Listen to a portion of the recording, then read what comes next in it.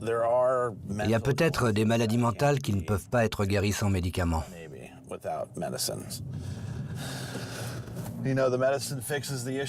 Mais un médicament, ça aide une fois, 2 fois, 3 fois, 4 fois, puis la 5e fois, ça ne marche plus. Et le problème ne fait que s'aggraver.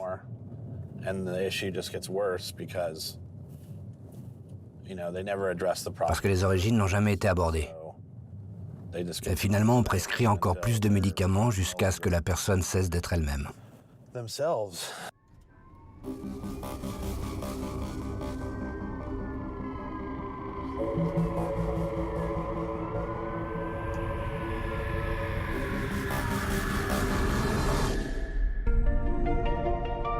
Si vous êtes parmi les millions de ceux qui sont sujets à l'angoisse et que vous avez divers symptômes qui persistent depuis plus de 6 mois, cela peut être signe d'une dépression.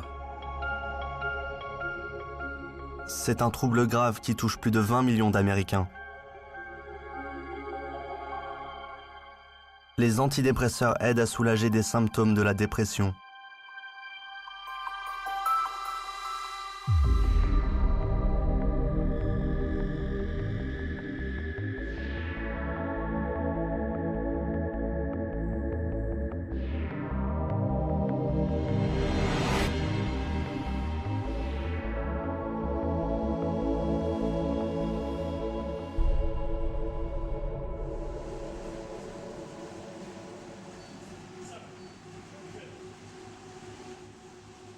Printemps 2015, New York. Denis Mikhailov, ancien employé de bureau à Manhattan, est en train d'établir un nouveau record mondial Guinness de course continue et il a déjà parcouru 129 km en 12 heures. 6, 5, 4, 3, 2, 1...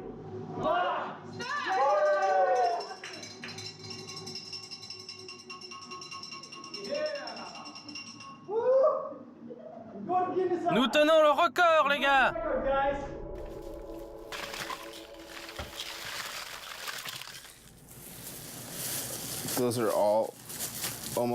Ça, c'est presque tous les médicaments différents que j'ai pris. Voici Chris.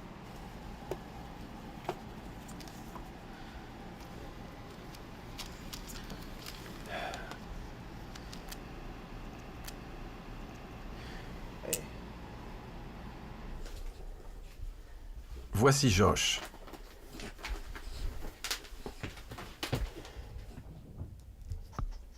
Et voici Déborah.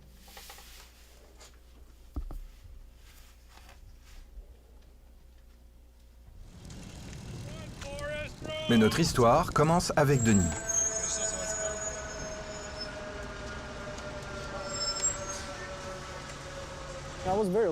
J'ai eu beaucoup de chance quand je suis arrivé ici. J'ai réussi de justesse le test d'anglais, mais j'ai quand même pu entrer dans une business school.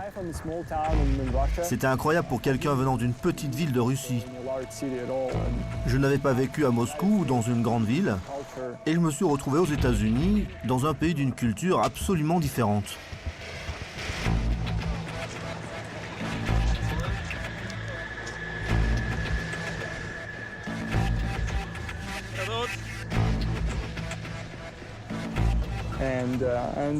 Pour moi, ça a été une révélation, parce que j'ai tant appris sur le monde des finances, sur la manière dont tout fonctionne.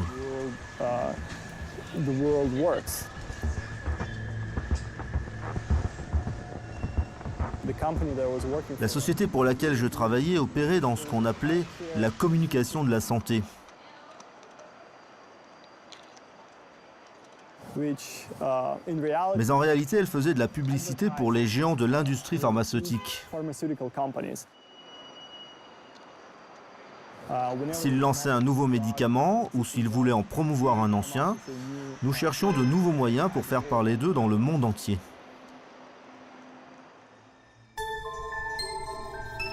Je ne veux pas vivre dans la dépression.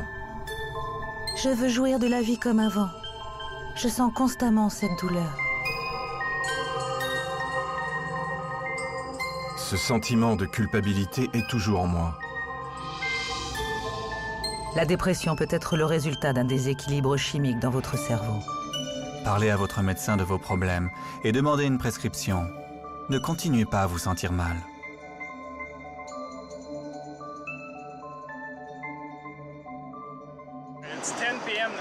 C'est vendredi, il est 10 h du soir, je regarde ce bâtiment et quelque chose me dit que mon chef est toujours là, dans son bureau, au 8e étage.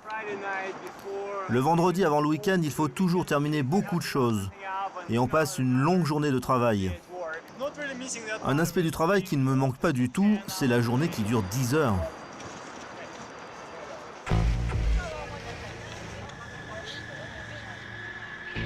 Denis a maintenant une nouvelle vision de son ancien travail. Sa vie a changé radicalement il y a quelques années, et il a ses raisons pour nous aider à réaliser ce film. Last night from Donald Trump, with a sigh of relief and say, good for you, good for both of you. Gracious, open-armed moments and a plea to bring the country together after what has clearly been the most divisive in this country. And I think the tone of both of Cet homme s'appelle Matt. quite welcome. Today I'm here still with Karl Rove and Steve Hayes. Karl, this is a woman who's been the First Lady of Arkansas, the First Lady of the United States, a senator from New York. Aujourd'hui, il sort de la maison de ses parents pour aller surfer. C'est sa vie. Il faut simplement descendre de la colline et tourner à droite. Et après, on y est. Ok, on se revoit dans 10 minutes. D'accord. Vous pourrez faire connaissance avec notre équipe, allez-y. Allez, venez.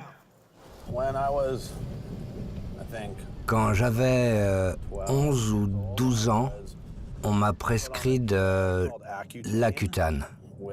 C'est un médicament contre l'acné qui sert à bloquer la vitamine D, de manière à ce que la peau devienne moins grasse, je pense. Mais je suis pas sûr. Malheureusement, ce médicament a comme conséquence une grave dépression.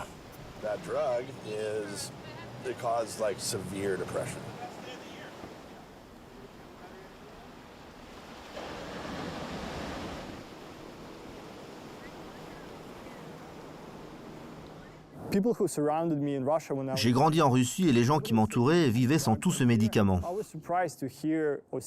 Et ici, j'ai eu la surprise de découvrir que même les jeunes prenaient certains médicaments qui sont censés améliorer l'humeur ou donner de l'énergie. Je n'étais pas sûr de comprendre ce qui se passait.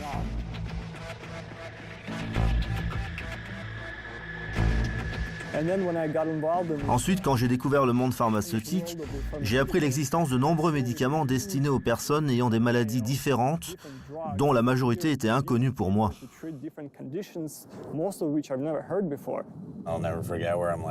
Je n'oublierai jamais ce jour.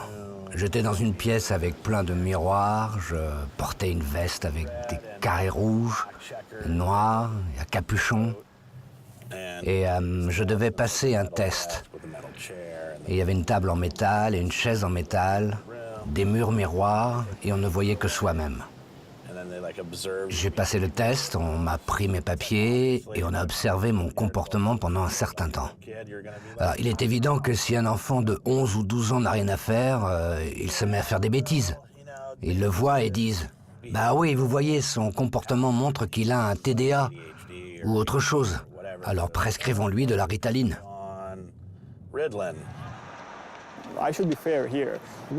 Je vous le dis honnêtement, nous inventions des publicités vraiment séduisantes et intéressantes pour inciter les gens à prendre ces médicaments.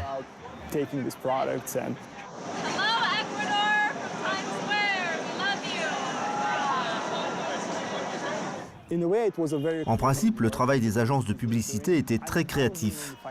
Je ne m'occupais que de la partie financière, sans participer au processus créatif, mais je pouvais voir ce qui se passait. Je voyais le résultat, le produit final de leur travail. Là, c'est... Qu'est-ce que c'est? Des antibiotiques. Et ça, c'était quoi? C'est du Seroquel. C'est même écrit amphétamine dessus. Ok, tout cela lui a été prescrit dans l'hôpital pour enfants de Phoenix au moment où il en est sorti. On a l'impression que si un enfant a des soucis à l'école, les professeurs ont automatiquement envie de lui donner des médicaments. Vous savez, elle ne les lui donne pas pendant des années. Mais si finalement elle commence... C'est la fin du monde. Oui.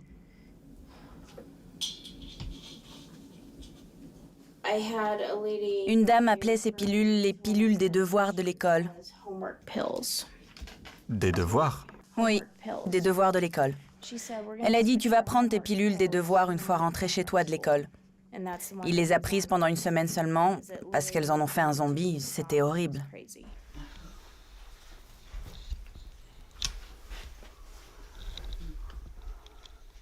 Vous savez, ils prétendent toujours vouloir remettre les enfants avec leurs parents. Ils disent que leur but n'est pas de les séparer, mais quand je travaillais au sein de ce système, ils faisaient tout leur possible pour qu'il soit plus difficile pour les parents de récupérer leurs enfants. Aujourd'hui, par exemple, j'ai dû faire un trajet d'1 heure et demie en voiture pour voir mon fils.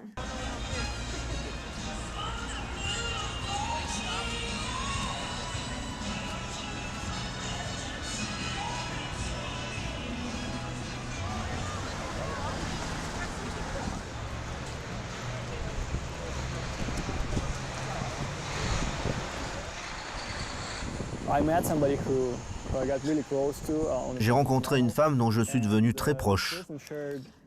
Elle m'a raconté son histoire qui est assez dramatique. Elle a commencé à prendre dès son plus jeune âge des substances psychotropes extrêmement fortes qui lui étaient prescrites. C'est à cause d'elle que je me suis intéressé à ce problème, parce qu'avant je ne l'avais jamais prise au sérieux. Je n'avais pas d'expérience personnelle dans ce domaine. Mais avoir des relations avec quelqu'un qui dépend de ces médicaments, qui non seulement connaît beaucoup de choses sur eux, mais en dépend physiquement, ça m'a vraiment poussé à m'engager, sans résultat pour le moment.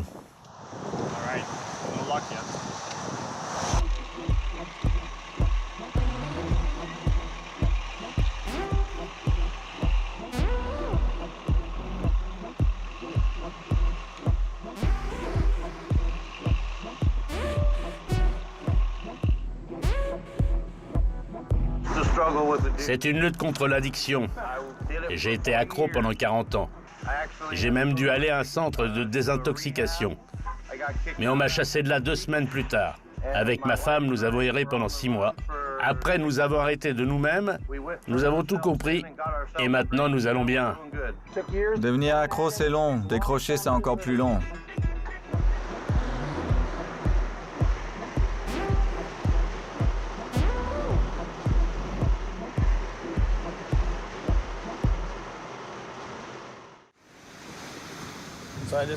Je crois que dans la société d'aujourd'hui, personne n'essaie d'apprendre aux enfants et aux gens à accepter les problèmes qu'ils ont en eux-mêmes. On les pousse à prendre des médicaments en leur promettant que tout va passer.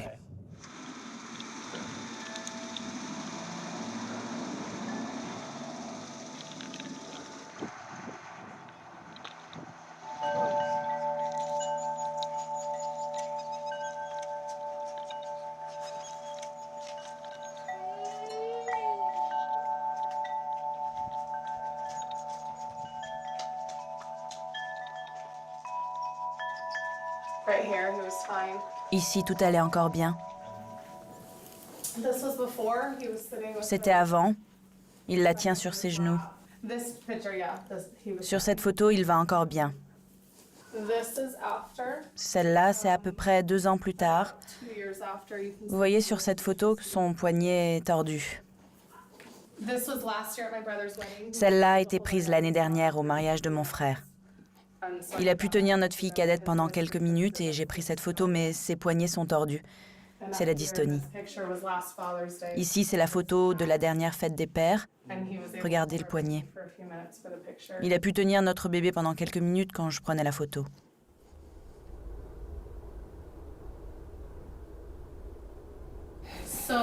Pendant que nous regardons la télé, il marche derrière le canapé.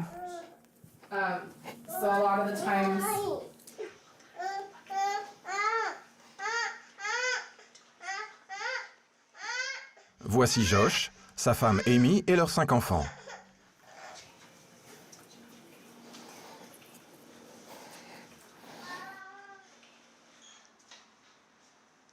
Ce que je fais principalement tous les jours, c'est de faire les 100 pas. Je marche et je marche. Marcher ne me soulage pas vraiment, mais c'est la seule chose que je puisse faire. Si je ne marche pas, si je suis assis, cela devient encore pire. La douleur intérieure devient plus forte. Je bouge encore plus mal quand je suis obligé d'être assis ou debout. C'est pourquoi il est important pour moi de marcher. C'est la seule chose que je puisse faire. Je venais de changer de travail. Je sentais une certaine angoisse. J'étais un peu déprimé. Je me suis mis à prendre Effexor. Quelques jours plus tard, j'ai commencé à ressentir cette douleur intérieure, à en vouloir quitter ma propre peau.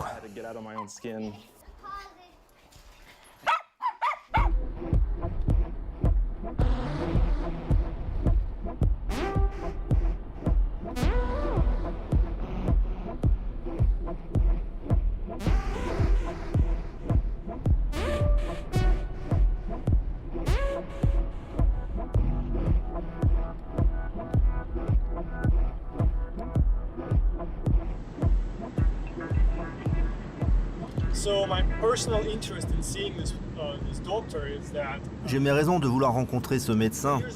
Il y a quelques années, je suis tombé amoureux d'une femme dépendante de psychotropes. Le docteur Peter Breggin, psychiatre qualifié avec plus de 50 ans d'expérience, est un des très rares spécialistes à ne prescrire jamais de médicaments psychotropes à leurs clients.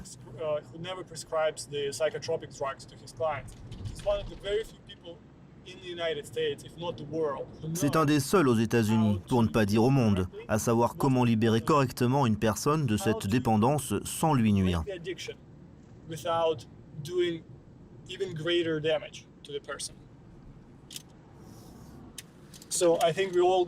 crois que nous allons apprendre des choses d'une grande importance aujourd'hui. On rencontre le médecin dans 1 heure.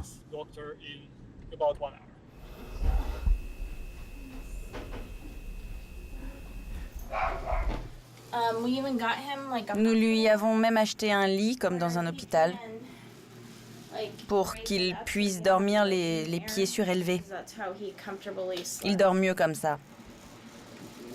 Ma mère ne savait pas combien de temps vous viendriez, donc... Ça, c'est qui? C'est... Il s'appelle Si.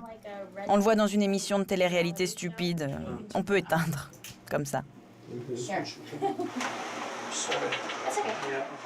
Yeah. Redneck reality show. Yeah. Okay.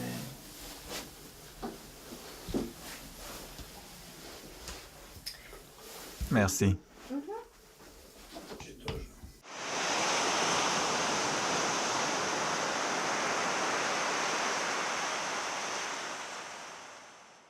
La première réaction des parents est d'aider leur enfant. Et là, le médecin dit « Je peux aider votre enfant. Je peux lui prescrire un médicament. Cette pilule va le rendre plus heureux. » En faisant ça, vous n'aidez pas l'enfant à comprendre quoi que ce soit. Au lieu d'essayer de s'assumer en tant qu'être humain, accepter son âme et son esprit, il prend tout simplement une pilule pour l'éviter.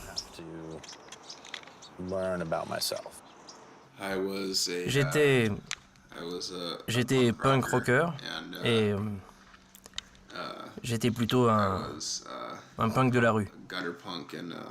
Je vivais dans la rue, je faisais tout ce que je voulais. Voici Chris. Dans le passé, il était accro à l'héroïne. Et maintenant, il est dépendant des médicaments. Il est venu nous voir avec sa copine Irène.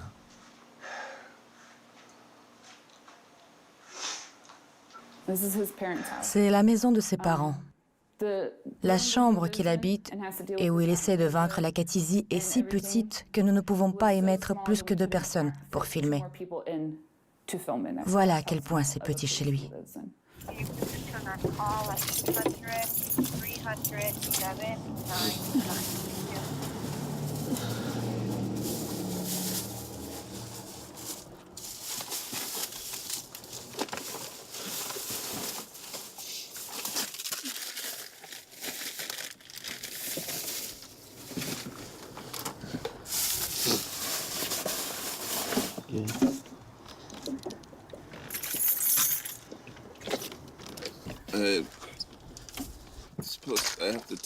Je dois prendre ce médicament toutes les 8 heures, ce qui fait 3 fois par jour. Et le jaune, c'est quoi? De la gabapentine. Et le blanc? De la Tivane. 2,5 mg. Vous vous sentez déprimé? Nous pouvons vous aider. Demandez à votre médecin de vous prescrire n'importe quel médicament.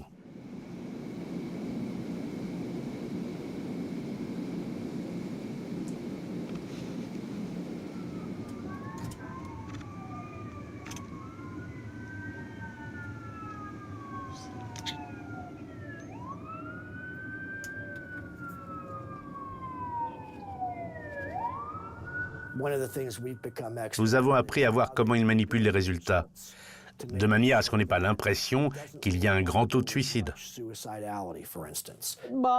Maman, j'ai toujours pensé que les gens qui se tuaient étaient bizarres. Mais je ne peux pas vivre encore un jour comme ça. J'ai failli me tuer la semaine dernière.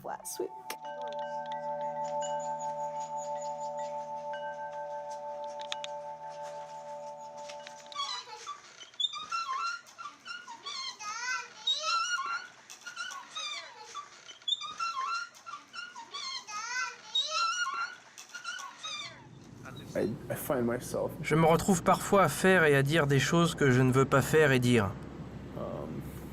C'est comme si c'était quelqu'un d'autre en moi qui contrôlait mon corps, mes pensées, mes paroles. En étudiant le comportement suicidaire des patients qui prennent des inhibiteurs de récupération de la sérotonine, nous sommes tombés sur un document. Roger Lane, scientifique qui travaillait pour la société en question, y explique que les patients voient le suicide comme une alternative à l'existence pénible qu'ils mènent à cause de l'acathisie. Ce document n'a pas été publié dans les journaux médicaux, ni diffusé à la télé, ni à la radio. Il n'apparaît pas dans les publicités des journaux et des magazines.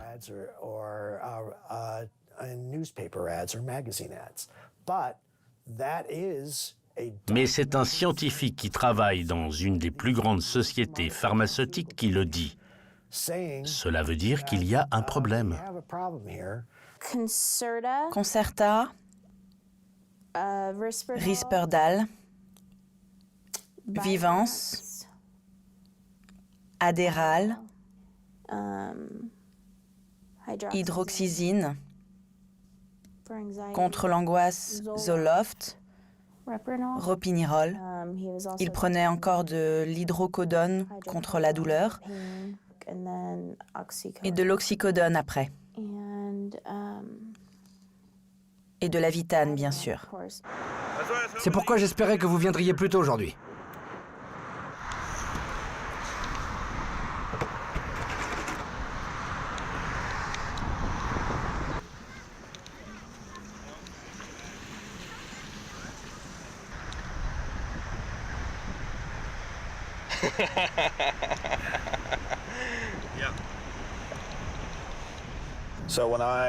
Quand j'ai cessé de prendre les médicaments, j'ai voulu donner mon sang pour aider les gens.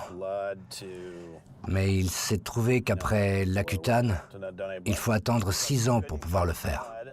Cela montre bien à quel point ce médicament est puissant et pourri. Vous ne pouvez pas donner votre sang pendant 6 ans à cause de ce que ce médicament fait à votre système sanguin, vous voyez?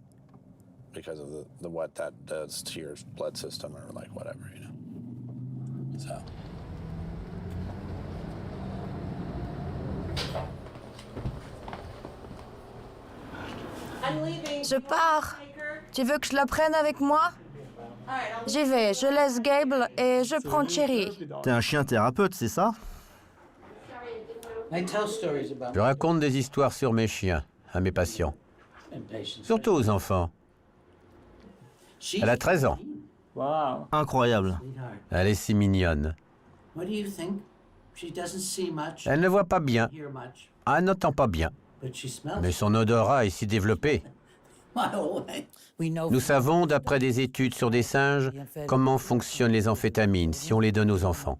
Donnez-en aux singes, ils cessent de se socialiser, de s'embrasser, ils cessent d'essayer de s'enfuir de leur cage, ils deviennent dociles. Nous faisons donc de nos enfants des animaux dociles. Mais les parents n'en ont tout simplement pas conscience.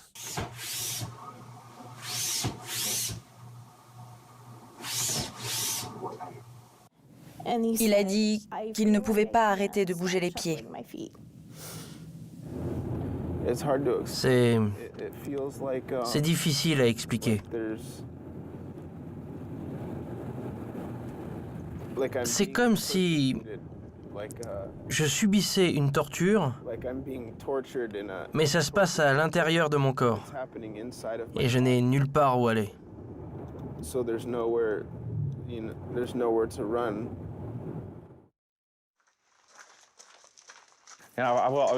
On m'a appris depuis mon enfance à faire confiance aux médecins. Beaucoup de gens disent « il faut faire confiance aux médecins, ils savent ce qu'ils font ». Et après, tu apprends que c'est pas vrai. À partir de ce moment-là, c'est l'effet boule de neige. Si vous avez souffert surtout à cause des médicaments, les médecins adoptent une position défensive, si on essaie de leur dire. Leur seule réponse, c'est « essayez un autre médicament, essayez un autre médicament ». Ça fait peur. C'est épuisant. N'allez pas voir votre psychiatre pour ça. Il va être vexé parce que les psychiatres ont des pieds d'argile. Ils vendent de mauvais produits et en tant que groupe, ils peuvent se fâcher. Certes, il y a toujours des exceptions, mais en général, c'est ainsi. Ils peuvent même vous enfermer parce que vous avez voulu cesser de prendre vos médicaments psychotropes. Mais ils sont bien payés. Je veux dire qu'ils sont payés pour chaque enfant, chaque famille, etc. Je ne sais pas comment ça fonctionne, mais c'est tout un système. Qui paye pour cela?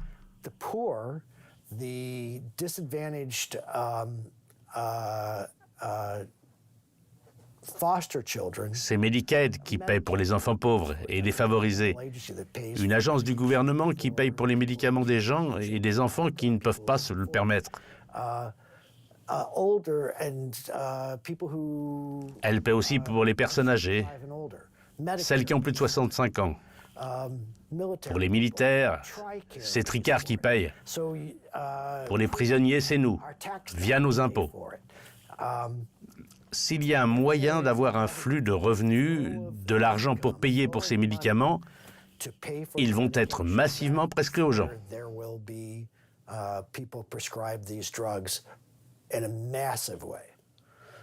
Les sociétés pharmaceutiques en tirent tant d'argent qu'elles peuvent l'utiliser pour coopérer avec les législateurs et les compagnies d'assurance pour augmenter encore plus leurs ventes. C'est un grand réseau.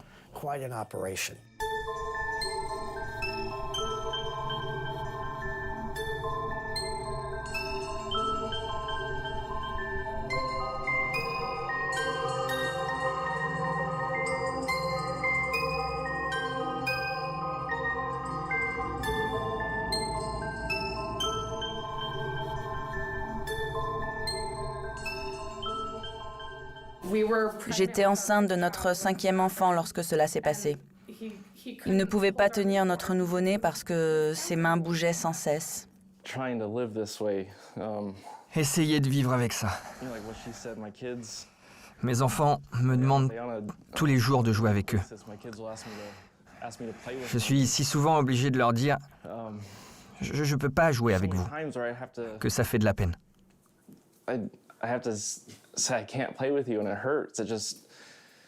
Je suis leur père. Ça me fait vraiment de la peine. Je ne peux pas croire que ma vie ait pris une telle tournure. C'est pas ce à quoi je m'attendais. J'ai toujours eu dans ma tête des projets, la vision du père et du mari que je voulais être.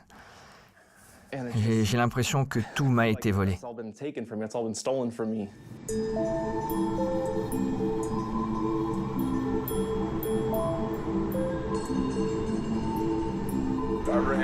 C'est Barbara Ann.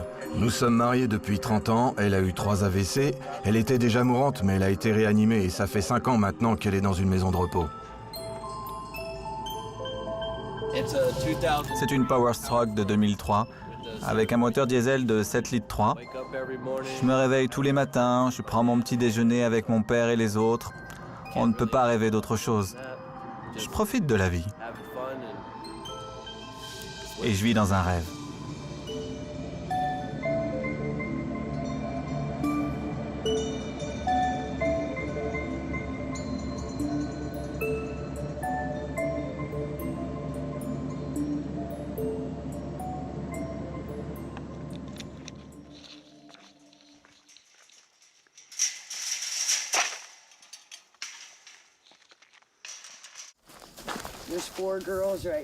Mes fillettes, mes chevaux.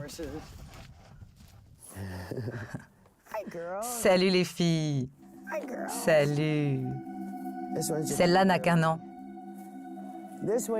Et celle-là est enceinte. Elle vient d'arriver d'Espagne il n'y a pas très longtemps. Elles sont toujours prêtes.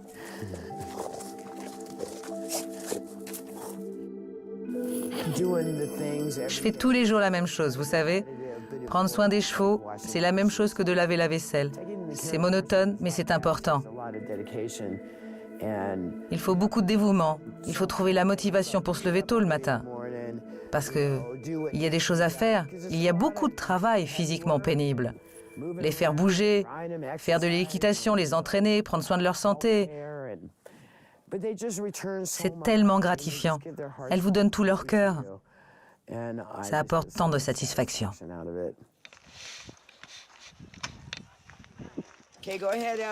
Attention, hein, cette marche est un peu haute. Allez-y, je vous en prie.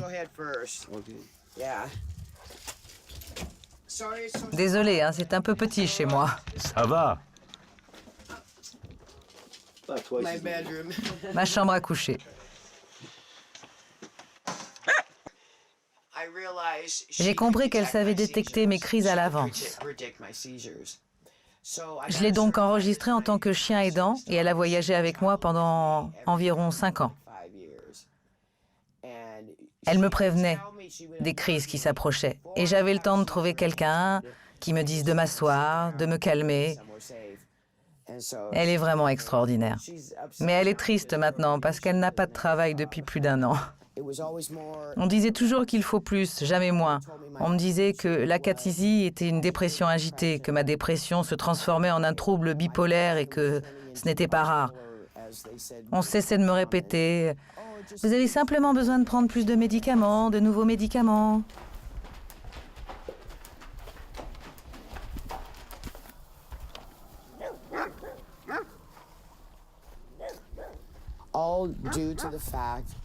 Tout ça parce que j'ai été violée dans mon enfance. Et je n'ai jamais guéri de ce traumatisme. On essaie toujours de le cacher au fond de soi. Mes parents étaient si soulagés quand ils m'ont donné ces médicaments pour la première fois. Vous voyez, c'est en elle le problème. Nous n'avons rien à faire, c'est pas notre faute. Elle est folle et c'est tout.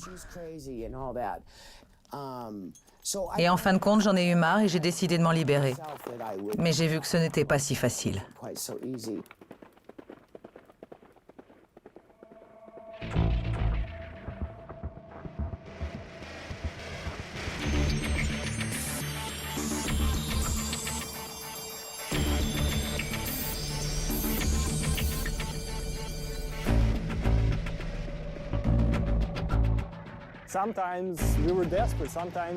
Parfois on était désespérés, parfois on ne savait pas quoi faire parce qu'il semblait que sans médicaments, elle ne se sentirait plus jamais comme un être humain. Son organisme, son cerveau se développait encore quand elle a commencé à prendre ses premiers médicaments psychotropes. Elle était adolescente et nous n'étions pas sûrs qu'elle saurait vivre sans eux. Il a été très difficile de trouver un spécialiste qui puisse nous aider à avancer dans cette direction. Mais nous avons déniché des informations, nous avons trouvé une méthode d'amincissement, nous avons appris comment se libérer correctement de ces médicaments. Parce que c'est le même processus que quand on cesse de se droguer, de fumer ou de boire. L'idée est la même. Au fond, toute ma vie s'est déroulée avec ces médicaments. Je faisais tout avec difficulté. J'étais soit trop heureuse, soit trop triste, ça ou ça. Ces médicaments rendent horriblement dépendant. Et quand j'ai essayé de m'en débarrasser, c'était une expérience que je ne peux pas raconter. Il faut y aller doucement, c'est très important. Si vous prenez des médicaments psychotropes, surtout si c'est plusieurs médicaments, depuis quelques mois ou années, il faut réduire la dose progressivement. J'ai écrit un livre sur ce sujet, Renoncer à ces médicaments psychotropes. Donc, j'ai trouvé le livre de Peter Bregging et j'ai suivi sa méthode. J'ai continué à prendre mes 7 médicaments en réduisant la dose petit à petit, jour après jour. Et en un an, j'ai réussi à me débarrasser de ma dépendance. C'est Star Wars? Oui. Super.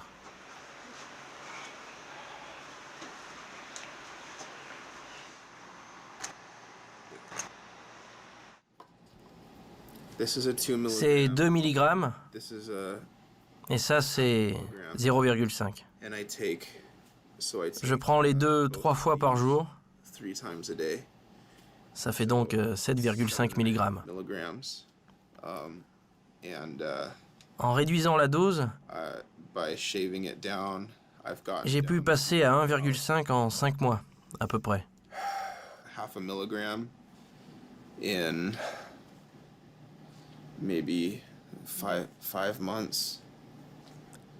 C'est donc un processus très long. Et ce n'est qu'un seul parmi mes médicaments. Je vais devoir renoncer à 2 autres.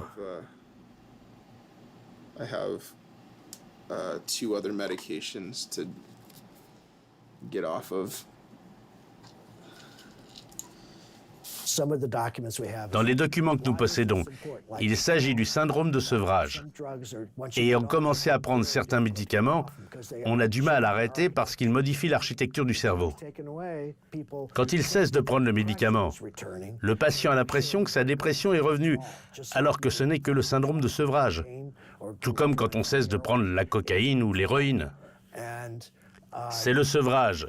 C'est pourquoi il était très important pour certaines de ces sociétés d'indiquer que ce médicament précis ne provoque pas de syndrome de sevrage.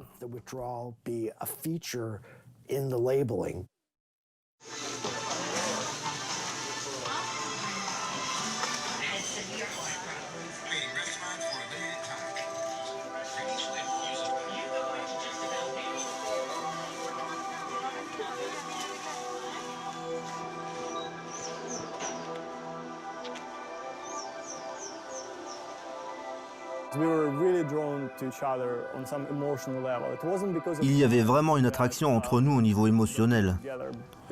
On n'était pas ensemble à cause des médicaments. C'était quelque chose de plus profond.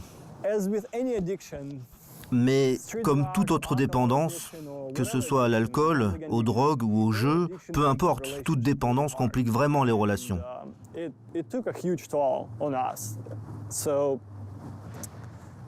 Ça a largement nui à nos relations et nous avons dû nous séparer. Mais nous avons passé 3 ans ensemble et ce sujet revenait d'une manière ou d'une autre tous les jours.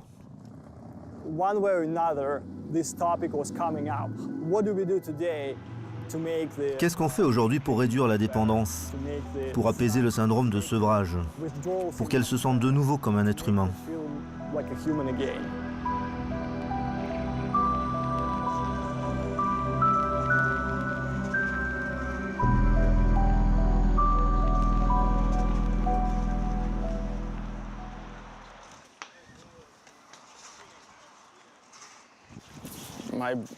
Mon vélo me sauve la vie. La seule chose que je puisse faire dans la rue et me sentir bien, c'est de prendre mon vélo et rouler. Ça m'aide parce que je suis en train de pédaler tout le temps. Les pieds bougent, je me sens mieux. Je suis assis et pourtant, je bouge. En plus, j'aime ça. Je peux sortir de chez moi et me balader. D'habitude, j'ai le sentiment que tout à l'intérieur de moi fonce à des milliers de miles à l'heure. Et je n'arrive à rien contrôler de ma vie. Mais quand je suis sur mon vélo, je contrôle la situation. Et cela me soulage de pouvoir contrôler quelque chose. Faire du vélo m'aide vraiment beaucoup. J'aime bien me balader la nuit parce qu'il n'y a pas beaucoup de monde dans les rues. Je peux être moi-même et ne pas avoir peur de percuter quelqu'un. C'est important. Ça soulage du stress et des inquiétudes. Regardez, grâce à mes chevaux.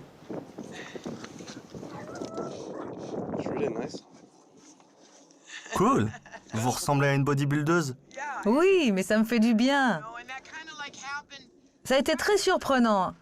Un jour, même les muscles du dos, j'en suis très fière parce que j'ai 61 ans et la majorité des femmes de mon âge que je connais ressemblent plus à des sacs à patates.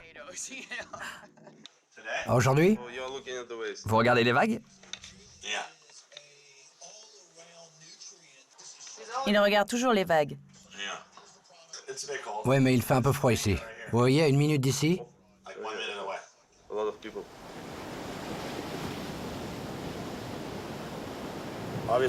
il est évident que si je ne passais pas autant de temps dans l'océan, si je ne communiquais pas avec d'autres surfeurs, je serais peut-être déjà mort. En fait, je crois qu'on ne peut pas s'en libérer complètement. Je pense que les parents, la société, et les médecins, les psychologues ne le comprennent pas.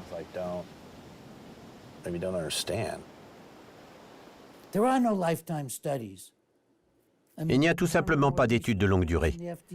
La récente procédure pour vérifier un nouveau stimulant pour les patients avec le THAD a duré 3 semaines. Comment peut-on dire « donnez-le pendant des mois ou des années » Pourquoi les études sont-elles si courtes? Parce que les médicaments ne marchent pas. Ce sont des neurotoxines qui aggravent l'état des patients quelques semaines plus tard. On ne peut donc pas faire des études plus longues. C'est une énorme fraude. Je suis vraiment choquée que ça continue sans cesse. Toutes les recherches, toutes les études de longue durée, c'est des gens comme moi. D'abord, quand ces médicaments ont été approuvés, il n'y avait pas d'études de longue durée. C'est ma vie qui a été cette étude. Ces médicaments ont eu sur moi un énorme impact négatif. Ils ne m'ont jamais aidé. C'était une erreur. Je n'aurais jamais dû les prendre. Mes parents auraient dû prendre soin de moi au lieu de me rejeter en disant que c'était ma faute, que je le méritais, que je n'étais pas comme les autres membres de ma famille, que j'avais un défaut. Quand les parents rendent leurs enfants dépendants des médicaments, ils leur montrent qu'il y a quelque chose en eux qui ne va pas, qu'il y a un problème en eux qu'ils ne pourront peut-être jamais surmonter, qu'ils sont défectueux, qu'ils ont besoin de médicaments pour devenir normaux. Mais vous savez, tout le monde, chaque être humain sur Terre a ses propres problèmes. Les enfants qui ont vécu un traumatisme pareil, de quoi ont-ils besoin? D'amour, de compréhension, d'avoir quelqu'un qui les prenne par la main en leur disant que ce n'est pas leur faute. C'est comme ça qu'on peut survivre. Il faut être fort. On ne peut pas tout simplement donner un médicament à un enfant et l'oublier après. C'est de la paresse de la part des parents. Leur incapacité d'analyser les faits prive ces enfants comme moi de leur avenir. Le résultat est toujours mauvais. Les médicaments ne servent jamais à rien. Comment il était enfant? C'était un enfant heureux.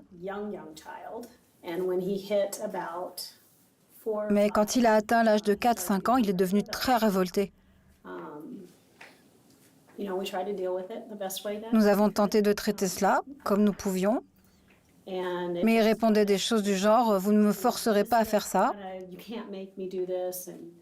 Et il faisait une polémique de tout ce qu'on lui disait.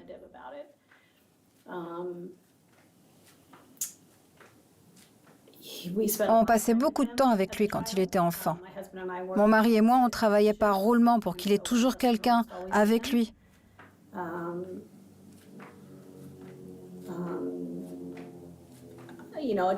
Mais avec les années, ça a empiré. Quand il était en CM1, il a commencé à avoir beaucoup de soucis à l'école. Et on a commencé à voir un psychologue. Il refusait même de parler aux médecins. On a même essayé le conseil familial et des choses comme ça, mais il ne parlait pas. Il disait que nous ne l'aimions pas. C'est ce qu'il a toujours dit aux médecins. Pour lui, le problème, c'était le manque d'amour de notre part. C'est comme ça qu'il le voyait.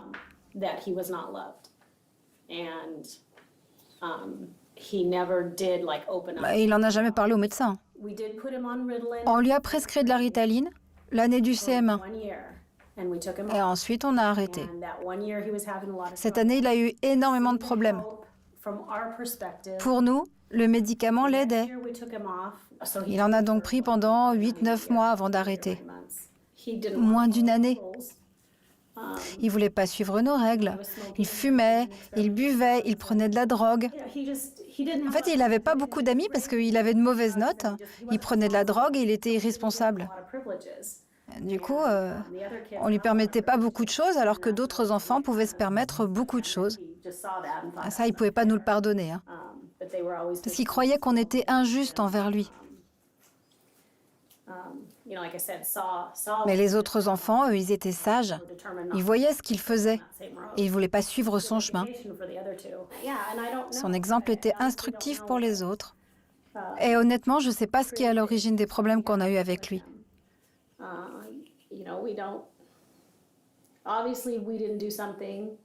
Il semble qu'on n'a pas fait quelque chose.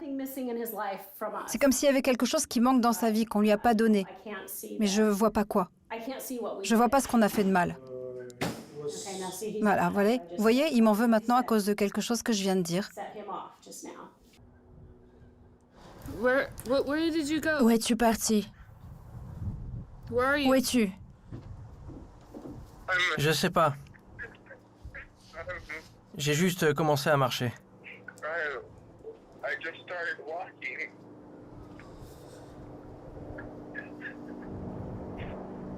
Oui, mais où? Dans quelle direction?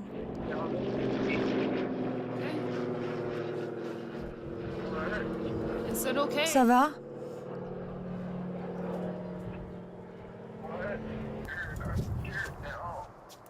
J'ai peur.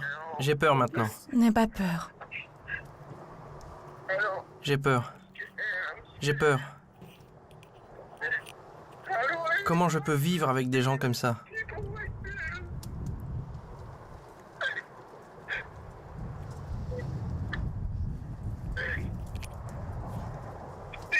Ils n'ont pas de compassion du tout.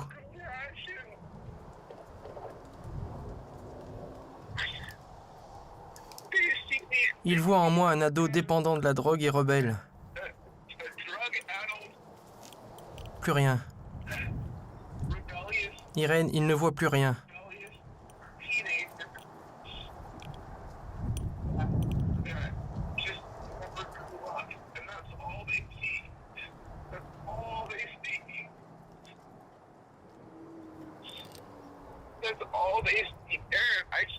Il n'y a plus d'espoir. Plus d'espoir. Il y a de l'espoir. Il y a toujours un espoir.